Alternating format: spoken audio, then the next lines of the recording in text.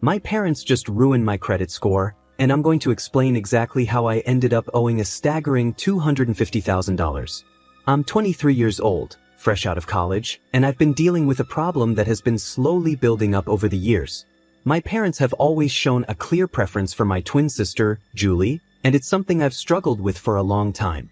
After high school, I was excited about studying law. I had high hopes of securing a scholarship to help cover the costs. But my parents weren't as optimistic. They insisted that I apply for an education loan to secure my spot at college as soon as possible. Since I was still under 17 at the time, I had little understanding of how loans worked. I trusted my parents' judgment and agreed to take out the loan, believing they had my best interests at heart. Most of the loan paperwork was handled by my parents. They took care of everything, and I simply signed wherever they asked me to, not fully understanding what I was committing to. Then the scholarship results came in. I was thrilled to find out that I had received a partial scholarship. This meant that half of my college fees would be covered. Naturally, I asked my parents what they planned to do about the remaining fees, given that the loan seemed larger than necessary. They assured me that I didn't need to worry about it, they would handle everything. Thanks to the scholarship, my tuition fees were reduced by half, and I was able to secure affordable on-campus housing that included meals at a subsidized rate. I also received a quarterly stipend from other sources, which helped cover my living expenses. To make ends meet, I took up a part-time job at a local cafe, which allowed me to stay financially afloat. With all of these factors combined, the loan only needed to cover half of my tuition fees. 5 years went by, and the loan issue never came up in any family discussions. My parents were more focused on convincing Julie to pursue a respectable career, like law or something similar. However, she decided to try her luck in the modeling industry and didn't attend college. After graduating, I started working as an intern at a law firm. Everything seemed to be falling into place until I received a shocking notice from the bank. They were demanding repayment of my loan, a whopping $250,000. I was completely blindsided by the amount. My entire tuition for all 8 semesters amounted to no more than $125,000, including interest. Yet here I was being asked to pay double that amount. I was in disbelief. Even if I accounted for every penny my parents might have invested in me, the numbers just didn't add up. It was at this moment that I realized something had gone terribly wrong. My trust in my parents had led me into a financial nightmare that was now threatening my future. When I was moving into my college dorm, I was confident that the total amount of my expenses wouldn't exceed $140,000. However, when I received a notice from the bank about the $250,000 loan, I was shocked and immediately called my parents to get some clarity. They explained that the full college fee was $250,000, so they applied for that amount just in case my scholarship didn't come through. This explanation didn't sit right with me.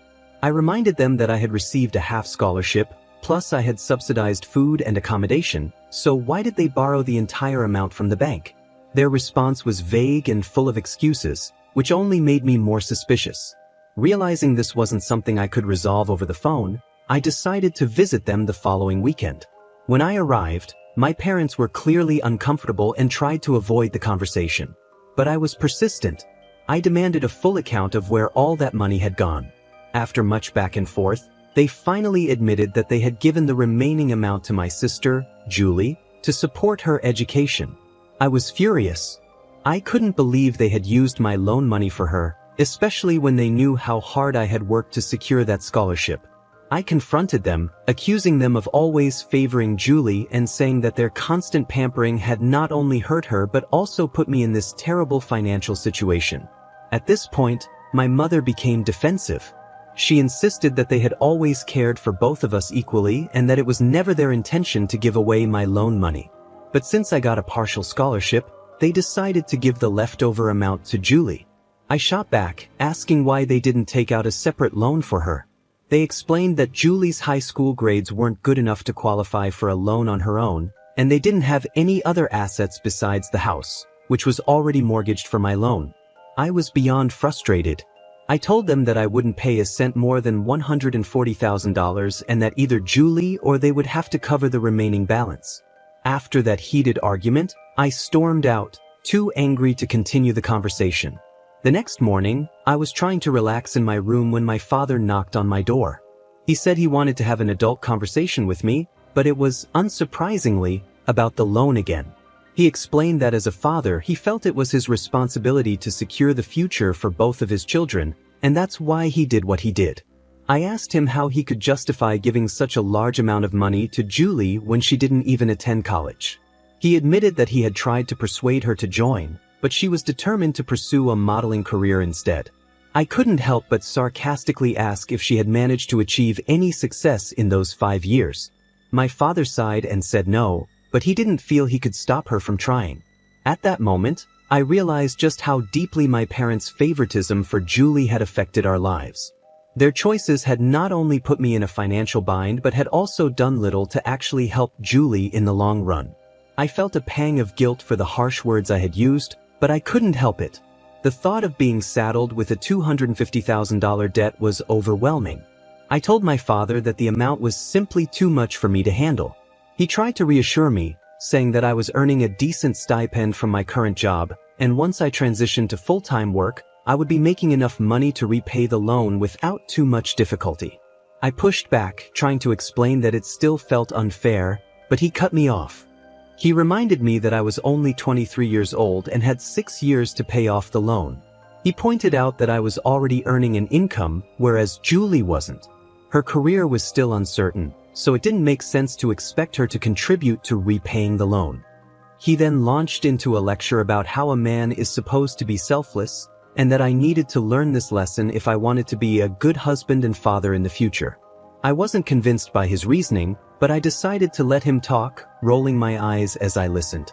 The truth is, I'm really struggling with the idea of paying $100,000 on my sister's behalf.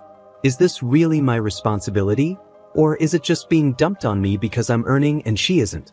I'm genuinely confused.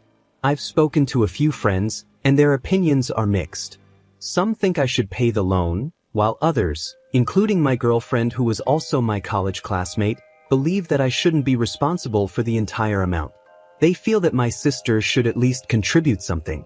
That's why I'm here, hoping to get a neutral opinion from strangers. I think I've covered all the relevant details, but if there's anything I've missed, please let me know in the comments and I'll update the information. Update 1. Hey everyone, I've received a lot of comments pointing out that it's not possible to transfer an education loan to someone else. You're absolutely right, an education loan is typically disbursed directly to the college, but a portion of it is also sent to the account holder for other expenses like food, accommodation, and books. As I mentioned earlier, my university provided these amenities at a subsidized rate, and I covered the rest with my part-time job. However, my parents took advantage of the situation. They withdrew the remaining $100,000 from my personal account and transferred it to my sister. Yes, they had access to my account because I was only 17 at the time and didn't really understand how banking systems worked. Looking back, I'm not sure if I was just naive or simply ignorant about these things, but this is the reality of what happened. I hope this additional information helps clarify the situation. I found out about some of the policies by doing online research and asking my parents directly. The more I learned, the more shocked I became at how they managed to withdraw the money. They claimed the money was used to cover my expenses, but the truth is, those expenses never added up to $100,000. So how did they manage to take out that much? The answer was startling: they created a fake bill. Yes, you read that right. They admitted to fabricating a bill because, according to them, they had no other choice. But the reality is, they did have a choice, one that didn't involve withdrawing the money. During our conversation, I walked out on them several times, overwhelmed by the situation. But I quickly realized that storming out wasn't going to solve anything. The loan was in my name, and if I defaulted, it would destroy my credit score, not theirs. If worst came to worst, I'd be the one facing legal consequences, not them. So I took a deep breath, calmed down, and told them that if Julie couldn't pay back the loan, then they would have to pay the $100,000 on her behalf. It was that simple. My mother, however, became dramatic. She started saying that as their only son, it was my responsibility to take care of them and my sister. She even compared me to my cousins, who had bought houses and cars for their parents, implying that I was doing nothing for them. It was clear that my parents were extremely protective of Julie. They kept her completely out of these discussions, insisting that I shouldn't talk to her about it because she would be too stressed. Really? They said she was already upset because her career wasn't going well, and adding this burden would be too much for her to handle. I wasn't buying it. I pulled up her social media page, showing them that she didn't look stressed at all. In fact, she was busy posting pictures of birthday parties and outings with friends almost every other day. My parents claimed she had to put on a brave face because she was aiming to be a public figure. I couldn't believe how delusional they were. Enough was enough. I decided to confront Julie directly about the money. I was tired of everyone treating her like some fragile little princess. That night, I stayed up late, knowing she usually got home after midnight. By the time she arrived, my parents were already asleep, so I took the opportunity. I sat in the kitchen with a bowl of ice cream, waiting for her. When I heard her car pull into the driveway, I casually offered her some ice cream as she walked in. I started with some small talk chatting about life, cousins, and neighbors. I even threw in some gossip about one of her old school friends to make her feel at ease. She's my sister, after all, and even though the situation was tense, I wanted her to feel comfortable before diving into the serious conversation we needed to have. I was never really close to my sister, and I think it was mostly because of how our parents always seemed to favor her. I know it sounds harsh, but I kind of resented her for it. So when we finally had a conversation, I was determined to keep things civil, even though I was feeling pretty frustrated inside. During our talk, I casually asked her about her career. Honestly, I didn't get even a hint that she was upset or depressed about how things were going. I asked if she had taken any courses or learned any skills related to her goals. She just said no. So I asked her what she did with the money our parents gave her. At first, she looked confused and asked, "What money?" I clarified that I meant the $100,000 from the student loan. Do you know what she did with that money? No, she didn't use it for anything productive like a cosmetic surgery or a lip job or something. That might have at least been a better use of the money, believe it or not. Instead, she blew it all on partying and vacations with her friends. Up until that point, I was trying really hard to stay calm, but when she told me that, I just lost it. I couldn't believe that she had wasted such a huge amount on nothing but parties. I yelled at her, completely shocked that she could be so careless. She fired back, saying it was none of my business. But of course, it was my business. I was the one being asked to pay back the money she had blown with her friends. Our argument got so heated that it woke up our parents. They rushed in, trying to break it up, and immediately started blaming me for bringing up money issues with her. I was furious and asked them why I shouldn't, especially since she was the one who wasted all that money and didn't even feel bad about it. Normally, I would have just backed down, but this time, I stood my ground. I asked my parents if they knew what she had done with the money. They tried to calm me down, saying we should talk about it in the morning, but I wasn't having it. I told them I needed answers right then and there. I made it clear to my sister that I wasn't going to pay back the money she spent. I would only pay for my own tuition fees. She challenged me, saying I could do whatever I wanted, but she wouldn't pay a single penny.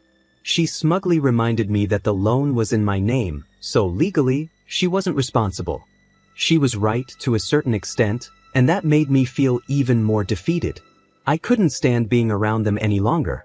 I told my parents that either she or they would have to pay the money, and then I stormed out of the house. I ended up crashing at a friend's place for the night. The next morning, I went back to my dorm without speaking to anyone. Fortunately, through my first post, I was able to connect with a bank official who helped me understand more about the loan policies.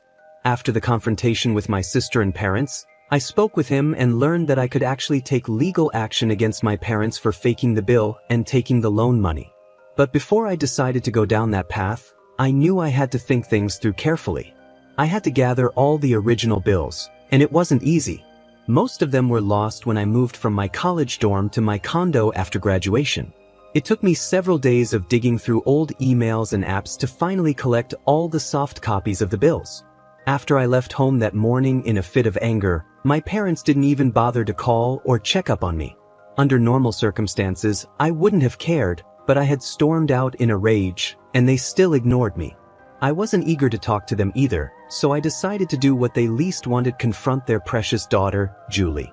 I sent her excerpts from the law that detailed the penalties for loan forgery in our jurisdiction. I made it clear that if they didn't pay back the $40,000 plus the $60,000, totaling $100,000, I would sue them for fraud. I also mentioned that I had all the original bills and wasn't afraid to take this to court, even though they were my parents. Julie didn't respond, but a few moments later, I got a call from my dad. I didn't answer and instead left a voice note, saying that they were the greedy ones for expecting me to shoulder this burden. And really, calling Julie my younger sister? She's only 5 minutes younger than me, for goodness sake. I might have considered paying if she had used the money wisely or shown any guilt for wasting it. But no, she was proud of blowing it all, and my parents seemed to think they had a right to my earnings just because I had a job. I forwarded the same message I sent to Julie to my dad. He didn't respond, but my mom did. She labeled me as greedy, stubborn, and self-centered. I told her I didn't care what they called me, but they needed to pay back the money regardless. After a lot of back and forth and constant follow-ups, my dad finally said he needed some time to review his assets and would get back to me. It's been a week, and I haven't heard from either of them since. I know I might have gone a bit too far by threatening to sue them, but what other choice did I have? It's not like I can't pay the money back, but why should I bear the unnecessary burden for something that was used so carelessly? I'll keep you updated on how things progress, but for now, thank you for guiding me. Update 2. As I mentioned in my previous post, I almost threatened my parents with a lawsuit if they didn't pay back the $100,000 they gave to Julie, especially after they forged my bills to get the amount. After several heated arguments and plenty of badmouthing, my father asked for some time to review his assets and figure out a solution. It's been more than a month since then, and I'm still waiting for a response from them. I finally heard back from my parents, but before that, I had already started paying off my loan installments EMIs since I had a job. Even though I had 7 months before the payments officially started, I decided to get a head start. It was my third EMI, and I knew it would be a long road before I'd even be halfway through paying off the debt. Despite that, I texted my father to ask about the status of their promised help. I didn't get an immediate response, but a few days later, my mother and Julie showed up at my condo. When they arrived, I invited them inside, but instead of coming in peacefully, my mother started yelling at me from the corridor. She called me shameless for what she described as blackmailing my parents for money after all they had done to raise me and provide me with a good education. Not wanting to create a scene in front of my neighbors, I urged them to come inside. Once they were in, Julie joined my mother in hurling insults and calling me all sorts of mean names. I couldn't hold back any longer and shouted at Julie, telling her she should be the one ashamed for wasting such a huge amount of money, and that she should be responsible for paying it back. Julie, however, argued that she never asked our parents to give her the money, they did so on their own, and now she didn't feel liable to repay it. Do you see any logic in that? Neither did I. My mother then resorted to emotional blackmail, reminding me that they had even mortgaged their house for my future. I lost my patience and told them that if that was the case, I'd stop paying the EMIs and let the bank auction the house to recover the loan amount. At that point, they realized I wasn't going to be swayed. They left, cursing me as they walked out. About a month later, I followed up with my father again, insisting that they needed to pay back the money. He replied, saying they were planning to partition the backside of the house to rent it out, and that the rental income would be used to pay the EMI for Julie's share of the loan. While I felt bad that our family home had to be split up to repay the loan, I knew Julie should feel even guiltier, but she didn't. Instead, she continued to blame me for disrupting the peace in the household. I've stopped caring about her accusations. For now, I'm continuing to pay the EMIs. I spoke with the bank manager about the loan term, and he told me I still had 3 more years before the $140,000 would be fully paid off. So, I have 4 years to try and squeeze the money out of my parents' pockets. Hopefully, by then, they'll be able to come up with the money. I'll keep you updated if anything changes. Update 3. Hey everyone, I know some of you have been wondering where I went. It's been 4 years since I posted my story here, and a lot has changed during that time. I'm now a corporate lawyer living in United States. I'm engaged to my college sweetheart, who I mentioned in my previous post, and we're planning our wedding for next year. On top of that, I'm finally free from my student loan. I've paid it off completely. While I'm incredibly grateful for all I've accomplished, I can't help but feel sad about how strained my relationship with my parents has become. As I mentioned in my last update, my father agreed to rent out half of our house to cover Julie's loan payments. He did make a few payments, but everything changed when he found out I had landed a high-paying job at a big corporate company. Suddenly, he stopped paying the EMIs. At first, he had all kinds of excuses. He said the tenant wasn't paying rent, my mother's medical bills had increased, or that he was in debt because of his business. For the last 1.5 years, he kept delaying the payments with one excuse after another. Since moving to United States, I hadn't visited home because I didn't feel comfortable there anymore. I believed his excuses for a while, but then I decided to call my aunt, who lives next door to my parents. What she told me was a shock. There was no truth to my father's excuses. In fact, my parents had built 3 more floors on top of their house and rented them out, making a good income. They were actually living quite comfortably, enjoying a lavish lifestyle. When I asked my aunt about Julie's career, she just laughed and said Julie was never serious about it. She had always intended to live off my parents' money. This revelation left me confused and hurt. I asked my aunt if she was sure about all of this, and she assured me it was true. She even mentioned that my mother and Julie regularly flaunted their designer clothes and new jewelry at family gatherings. To prove it, she sent me pictures from a few events. I was heartbroken to realize that my parents were just using me for money. Angry and betrayed, I sent my father a final ultimatum. I told him that if they didn't start paying back the money, I would have no choice but to file a police complaint against them. By then, I was already in United States, and I warned him that I would default on the loan, which would result in them losing the house they had mortgaged. I also made it clear that I no longer needed any credit from the bank, so I wasn't afraid of the consequences. I decided that I didn't care about taking a hit on my credit score anymore. It just didn't matter to me. The same toxic cycle continued, where my parents and sister ganged up on me, verbally abusing me to the point where I almost considered just paying off the entire debt to get them off my back. Thankfully, my girlfriend stood by me through it all. She helped me stay strong and even got her sister involved, who happens to work with the police. Her sister called my parents and informed them that I was at the police station, ready to file a forgery complaint against them. Although it wasn't a criminal case, they suggested an out-of-court settlement. I felt bad about having to resort to such measures, but I knew it was necessary. My father eventually agreed to pay the money, but I made it clear that I didn't want to keep dealing with this mess over and over again. I insisted they pay the entire amount in one go. I knew they had the money. My aunt had told me that just 7 months earlier, my grandfather's house had been sold, and each of my father's siblings, including him, had received $300,000 as their share. After some hesitation and more threats of police involvement, my father finally agreed to pay the full amount. He transferred the money a week ago, and I immediately used it to pay off the remaining balance on my loan, closing it out for good. Along with the payment, my father sent me a note saying they were disowning me and cutting me off, telling me never to contact them again. That message broke me. I cried, feeling the sting of being disowned by my own family. My girlfriend tried to comfort me, reminding me that it wasn't my fault and that they were just greedy and selfish people. But no matter how terrible your family is, being disowned by your own blood is deeply painful. For a moment, I even blamed myself for the whole situation and thought about giving them the money back. But as my emotions settled, I realized that no matter what I did for them, they would never truly value or appreciate me. I had been paying the EMIs for 4 years, and they never once expressed gratitude or love. They never asked me politely for help. They always demanded it as if they were entitled to it. Meanwhile, they were showering their wealth on my sister, who had done nothing to deserve it, simply because she was their little girl.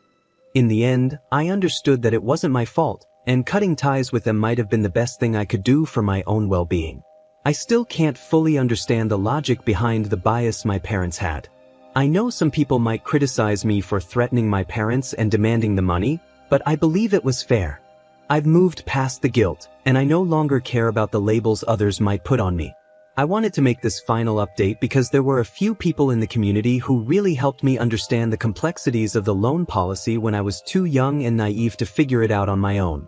So, thank you for listening to my story and for all the support. Now, let's get straight to the point. I noticed that some comments on my original post were critical of my actions, saying that I shouldn't have gone after my family to get the money back. They felt it was my responsibility to help my sister and my family. About 20 to 25% of the comments shared that view.